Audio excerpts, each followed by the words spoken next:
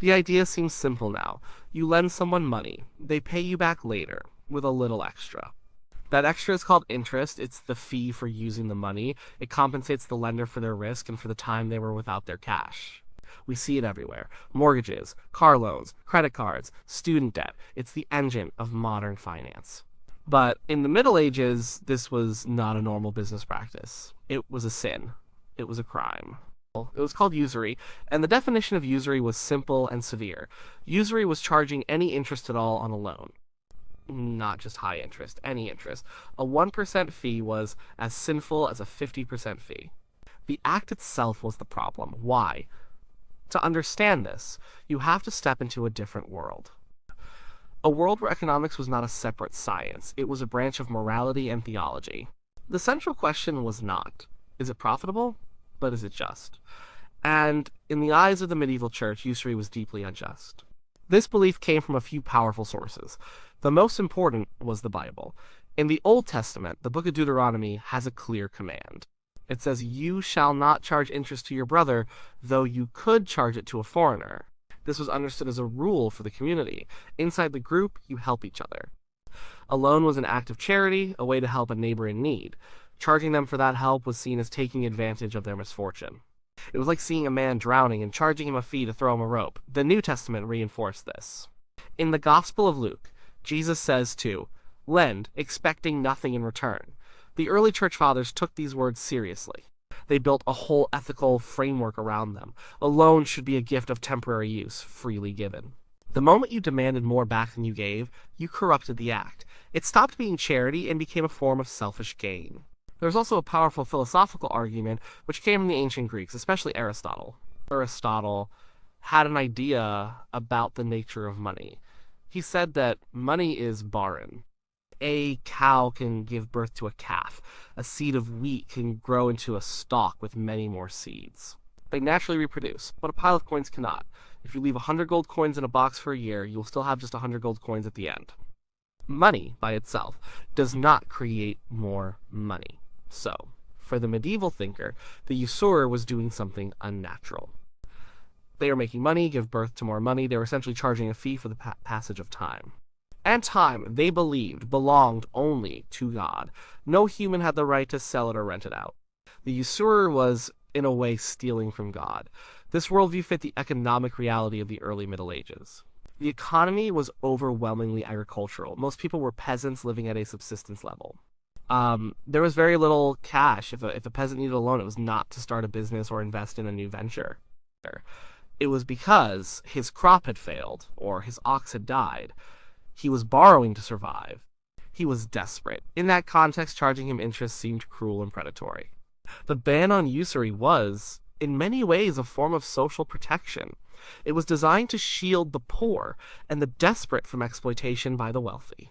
The church saw wealth as a tool for salvation. Having more than you needed was not something to be proud of. It was a responsibility. You were expected to use your surplus to help those with less.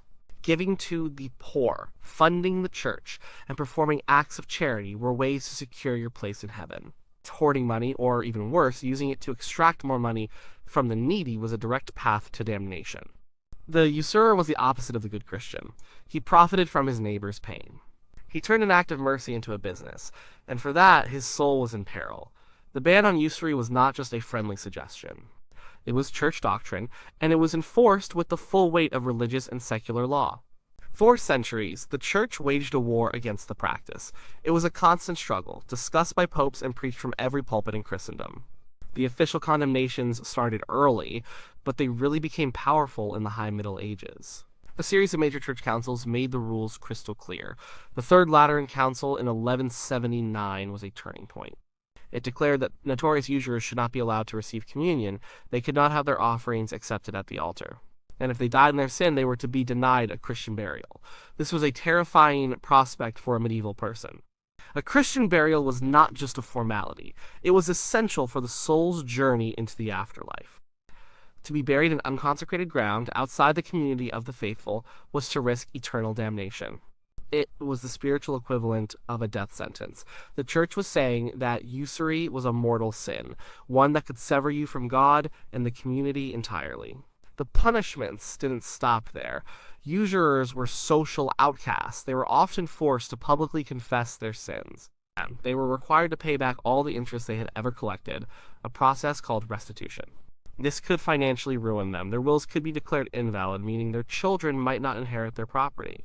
The idea was to make the practice so socially and spiritually costly that no one would dare to do it. Theologians and scholars like Thomas Aquinas wrote extensively on the subject. Aquinas, one of the most brilliant minds of the era, broke down the logic of the ban. He followed Aristotle, arguing that lending money was different from renting a house.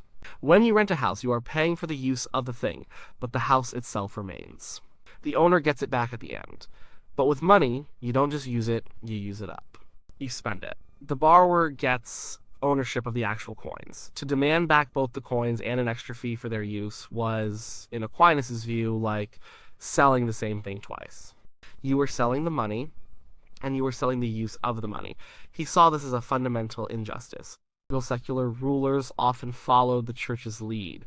Kings and princes across Europe passed their own laws against usury. This was partly out of genuine piety, but it was also practical. A king who supported the church gained legitimacy, and targeting usurers could be profitable. The crown could confiscate the property of convicted usurers, filling the royal coffers. So, a usurer was not just at risk from the church, he was at risk from his own king. Of course, the reality on the ground was more complicated. Enforcing the ban was difficult. A quiet loan between two merchants was hard to track. People could always lie, but the public and open practice of money lending by a Christian to another Christian was almost impossible. The social pressure was immense. Your neighbors, your priest, your local bishop, and your lord were all watching. To be known as a usurer was to be known as a sinner and a pariah. It is important to remember who this law applied to. The prohibition was on Christians lending to other Christians. The logic came from that line in Deuteronomy about not charging interest to your brother. In medieval Europe, your brother meant your fellow Christian. This created a strange and difficult situation. The economy was growing, kings needed to fund wars, merchants needed capital to finance trade. The demand for credit was real and increasing, but the primary group of people who held capital, the Christian majority, were forbidden from lending it at a profit. This created an economic vacuum. Someone had to provide the service of lending money. The Christian community, bound by its religious laws, could not do it openly. So, who could? The answer to that question would have profound and tragic consequences, shaping the relationship between Christians and Jews for centuries to come. The very law meant to protect the community of faith created an opening that put another community in a precarious and dangerous position. The Christian ban on usury created a demand for credit that Christians themselves could not legally supply. This economic void was filled, in large part, by Jewish communities. The reasoning was a direct interpretation of that same biblical law. The prohibition was against lending to a brother. To a medieval Christian, a Jew was not a brother in faith. Therefore, the ban did not apply. And by the same logic, Jewish law, which also forbade usury, was often interpreted as applying to lending between Jews, not to lending to non-Jews. Also, a legal and religious loophole existed. Christians could not lend to Christians. Some Jews could not lend to Jews, but Jews could lend to Christians. This turned money lending into one of the few economic roles available to Jewish people in many parts of Europe. This was not a free choice. It was a role they were pushed into by a series of restrictions. In much of medieval Europe, Jewish people were barred from the main sources of wealth and social standing. They were generally forbidden from owning land, which was the foundation of the feudal economy and aristocratic power. They were excluded from most craft guilds, which controlled trades like weaving, smithing, and masonry. This meant they couldn't be official artisans or merchants in many key industries. They were cut off from the army, from government, and from the church, the pillars of medieval society. With so many doors closed, money lending became one of the few viable professions. It required capital, which could be built up through trade, but it didn't require land or guild membership. It provided an essential service that the Christian community desperately needed but publicly condemned. This created a deeply toxic relationship. Lords, knights, peasants, and even clergymen needed loans. They would go to a Jewish lender because they had no other choice, but they did so with a sense of resentment. The act of borrowing itself was often a sign of hardship or poor planning. The borrower was in a vulnerable position. The lender, by necessity, held power over them. This natural tension was magnified 1,000 times by religious difference. The very person they depended on for a loan was someone the church taught was an outsider, someone who had rejected Christ. The interest they paid, even if it was a reasonable rate, was seen through the lens of sin. The borrower felt they were participating in a sinful act, and they blamed the lender for it. The lender became the face of a practice that society officially despised. This led to the creation of a vicious and enduring stereotype, the greedy Jewish moneylender. This figure became a stock character in medieval art, literature, and popular imagination. He was depicted as hunched and grasping, caring only for his gold, preying on the misfortune of good Christians. William Shakespeare's character Shylock in The Merchant of Venice is the most famous example of this archetype, a man demanding a pound of flesh for a defaulted loan. While Shakespeare's play is complex, the character drew on centuries of deep-seated prejudice.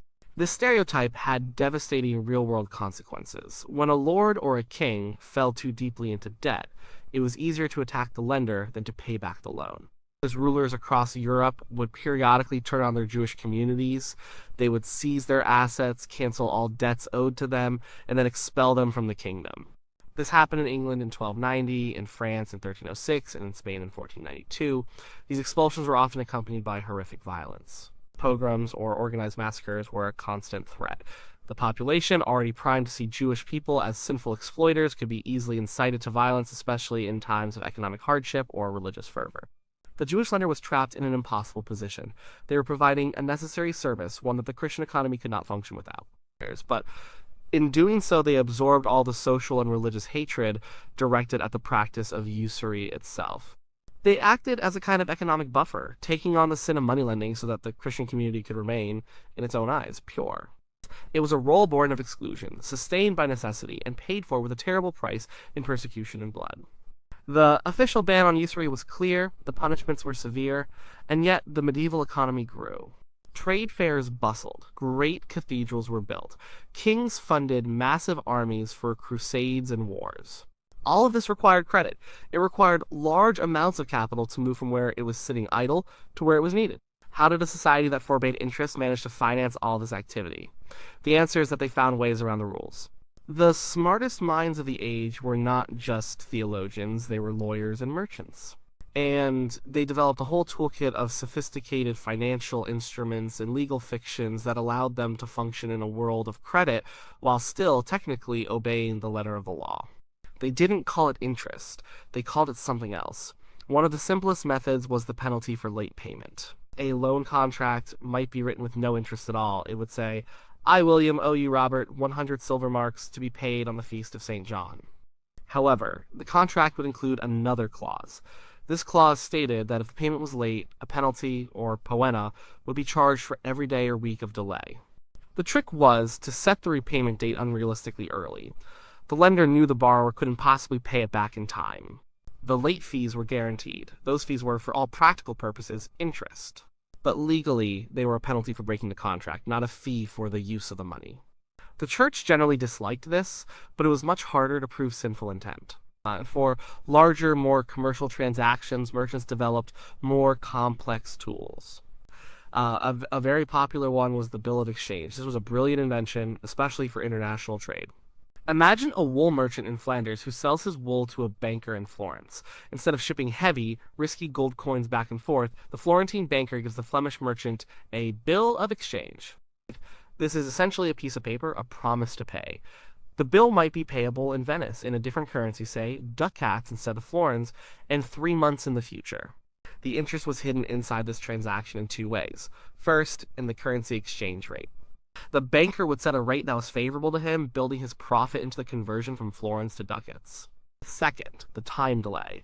The 3-month gap was a form of credit. The combined effect of the currency exchange and the time delay acted as a hidden interest payment. But if anyone asked, it was not a loan, it was a currency exchange.